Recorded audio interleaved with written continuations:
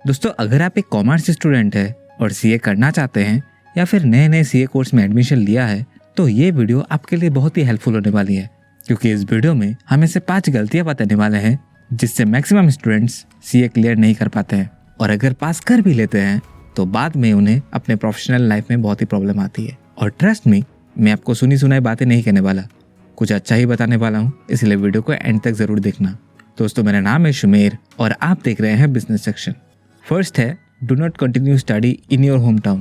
दोस्तों, सीए ऐसा कोर्स है जिसके लिए आपको कोई कॉलेज नहीं जाना पड़ता, आप सेल्फ स्टडी से भी इस कोर्स को क्लियर कर सकते हैं।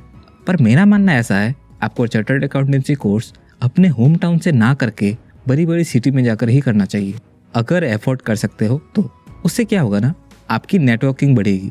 जब आप सीए बन भी जाएंगे तब आपके जो दोस्त होंगे वो या तो बड़ी बड़ी एमएनसी में काम कर रहे होंगे या अपना फर्म चला रहे होंगे, जो कि अगर आप अपने होम टाउन से करते हैं तो आपकी उतनी पहुंच नहीं होगी। एग्जाम्पल के तौर पर, मैं जब पहली बार दिल्ली में आया था क्लासेस के लिए, मुझे यह तक पता नहीं था बिग 4 नाम का भी कोई चीज़ होता है, तो फ़र्क पड़ता है। उसके अलावा आप जब अकेले बाहर रहते हो, आपको पैसा जब संभाल कर खर्च करना पड़ेगा तो आप पैसों की अहमियत करना सीख जाओगे, पैसों को मैनेज करना सीख जाओगे।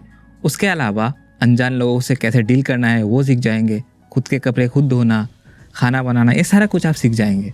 कैसे डिसिप्लिन में रहना चाहिए वो सारा कुछ आप सीख सकते हैं। फ़ायदा बहुत है, गिनवाने लग जाऊंगा तो वीडियो 1 घंटा का बनेगा। हाँ, कुछ डिसएडवांटेज तो होंगी, मैंने बहुत से स्टूडेंट्स को बर्बाद होते हुए भी देखा है, पर वो डिपेंड करता है आपकी विल पावर पर। Next, multiple teachers and study materials. दोस्तों, आपके आसपास ऐसे इंसान तो ज़रूर होगा जो आपसे ये पूछेगा कि यार तुम कहाँ से कोचिंग कर रहे हो, कौन सी सर से पढ़ाई कर रहे हो, मुझे तुम्हारे नोट्स मिल सकते हैं, और पूरी डिटेल में पूछेंगे कैसा पढ़ाई करते हैं, पासिंग परसेंटेज कितना होता है। जबकि वो जिनसे पूछ रहे होते हैं उनका खुद का ही क्लियर नहीं होता है, वो भी कोचिंग मल्टीपल जगह से कर रहे होते हैं और सबकी राय लेकर एक ही सब्जेक्ट के 2 से 3 टीचर से पढ़ना शुरू कर देंगे, मल्टीपल स्टडी मटेरियल ले लेंगे। पर इससे आपका टाइम बर्बाद होता है, आप कन्फ्यूज्ड हो जाओगे, क्योंकि हर एक टीचर का अलग अलग पढ़ाने का टेक्निक होता है। एक ही टाइप के क्वेश्चन को करने का जब आपको अलग अलग टेक्निक मिल जाएगा तो आप कंफ्यूज हो जाओगे, इसलिए एक ही टीचर को फॉलो करना चाहिए। हाँ, जब आप कोचिंग लेने जाओगे तब थोड़ा रिसर्च करके टीचर फाइंड करना चाहिए और उसी टीचर को अपना गुरु मान लो। देखना, सब कॉन्सेप्ट आपका क्लियर हो जाएगा। और वैसे भी टीचर हमें सिर्फ पढ़ा सकते हैं, समझा सकते हैं, गाइड कर सकते हैं, कैसे क्या करना है वो बता सकते हैं, पर अच्छी रिजल्ट हमें हमारी मेहनत दिलाती है। दोस्तों, टीचर का काम होता है हमको अच्छे से कॉन्सेप्ट समझाना, और उसके बाद हमें कम से कम 4 से 5 बार रिवाइज करना होगा, तभी हम पास कर पाएंगे।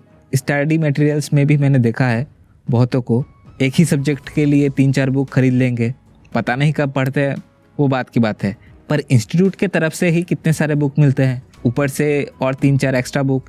पर दोस्तों, इस तरीके की गलती आपको बिल्कुल नहीं करना चाहिए। ICAI से जो हमें बुक मिलता है उसी पर ही हमें फोकस करना है। उसके बाद कोई अगर प्रॉब्लम आती है तो दूसरा बुक प्रेफर करना चाहिए। Next, dummy articleship. दोस्तों, मैंने ऐसे बहुत से स्टूडेंट को देखा है जिनके पास बहुत पैसा होता है, तो इसलिए वो दूसरों के ऑफिस में क्यों काम करेंगे, इसीलिए वो डमी आर्टिकलशिप ले लेते हैं। या फिर कई लोग पढ़ाई के पर्पज़ से भी डमी आर्टिकलशिप को प्रेफर करते हैं। अब कई स्टूडेंट्स के मन में सवाल ये होगा, आखिर ये डमी आर्टिकलशिप होता क्या है और करते कहाँ से है?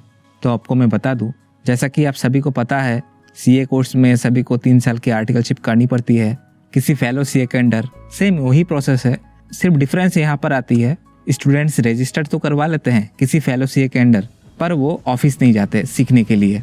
लेकिन दोस्तों, अगर आप एक स्किलफुल, नॉलेजेबल, अपडेटेड सीए बनना चाहते हैं तो आपका आर्टिकलशिप करना बहुत ज़रूरी है। आर्टिकलशिप एक बच्चे को वो सारा स्किल सिखाता है जो उसके बुक में लिखी नहीं होती। इसलिए तो मैं कहता हूँ सीए पास करना अपने आप में ही एक जॉब होता है, और उनको कंपनी वाले अच्छी सैलरी प्रोवाइड करते हैं, क्योंकि उनको पता होता है ये बच्चा 3 साल किसी ऑफिस में काम करके आया है, इसलिए इसे ऑफिस का काम तो एटलीस्ट आता है, इसलिए इसे ट्रेनिंग नहीं देना पड़ेगा। लेकिन अगर आप डमी आर्टिकलशिप में अपने आप को एनरोल करवाते हैं तो आप सीए बनने के बाद भी उतना ज़्यादा सैलरी उठा नहीं पाओगे। Next, skills. दोस्तों, आज के डेट में आपके डिग्री के अलावा कोई भी स्किल अगर आपके अंदर है तो वो स्किल आपकी और ज़्यादा वैल्यू एडिशन कर देगी। अब बहुत से लोग कहेंगे, क्या सुमेर भैया, सीए की डिग्री ही काफ़ी है और कुछ नहीं चाहिए। सच बताऊं एवरेज रह जाओगे। तभी यहाँ आपको कुछ ना कुछ स्किल सीखने में ध्यान देना चाहिए, जैसे एडवांस एक्सेल। खैर ये तो आप आर्टिकलशिप के दौरान सीख ही लोगे, पर वहाँ पर आप उतना भी एडवांस लेवल का नहीं सीखते, इसलिए आपको एडवांस एक्सेल सीखना चाहिए। दूसरी एडिटिंग वगैरह सीख सकते हैं, जैसे फ़ोटो एडिटिंग है, वीडियो एडिटिंग है। ये सब कहाँ पर काम आएगी बताता हूँ। अगर आप अपने आप को सोशल मीडिया पर प्रेजेंट करना चाहते हैं तब आपको हेल्प करेगी। मार्केटिंग सीख सकते हैं, कम्युनिकेशन स्किल्स पर काम कर सकते हैं, कोडिंग भी सीख सकते हैं, तब आप बिजनेस रिलेटेड सॉफ्टवेयर को डेवलप कर सकते हैं। अब ऐसे बहुत से अकाउंटिंग और बिजनेस सॉफ्टवेयर्स है जिनको यूज़ करेंगे तो आपको बहुत सारे बग्स मिलेंगे और उसको यूज़ करेंगे तो लगेगा कोई ऐसा ही बना दिया इस सॉफ्टवेयर को। अगर आपको अकाउंटिंग की नॉलेज और सॉफ्टवेयर डेवलपमेंट की नॉलेज होगी तो आप इजीली उस सॉफ्टवेयर को बना सकेंगे। उसके अलावा डेटा साइंस सीख सकते हैं। अब आप मत बोलना डेटा साइंस सीख कर क्या ही कर लेंगे।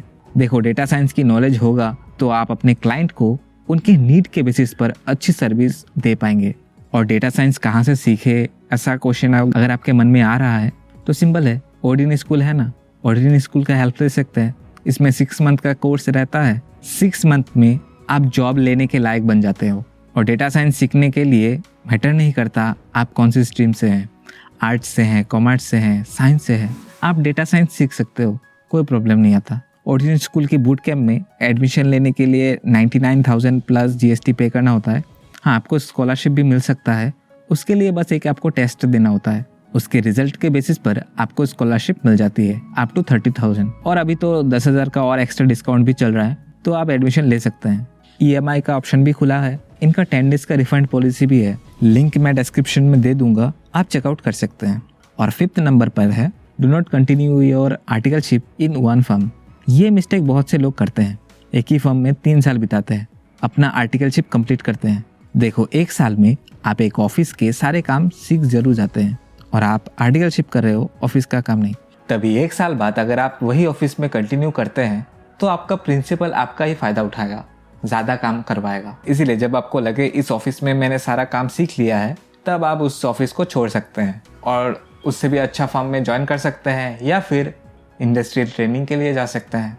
दोस्तों, आई होप इस वीडियो से आपको कुछ जानकारी मिली होगी। वीडियो अच्छी लगी हो तो वीडियो को लाइक और चैनल को सब्सक्राइब करके आप हमें रिवॉर्ड दे सकते हैं। धन्यवाद।